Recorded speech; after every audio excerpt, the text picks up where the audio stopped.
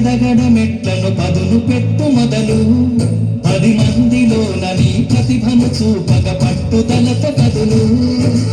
ఏడు పట్టి నడిపించునురా ఎదురైన అనుభవాలు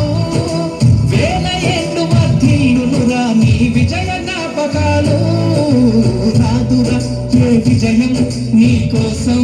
నా కోసం ఎదుపోదురా నువ్వు చేసిన కష్టం ఎప్పటికైనా సొంతం కాలంతో పయనించే వాడికి కానిది ఏముంది సాధనతోనే సాధ్యమవునని సదాశయంతో సాగర ముందుకు రాదురా ఏ విజయం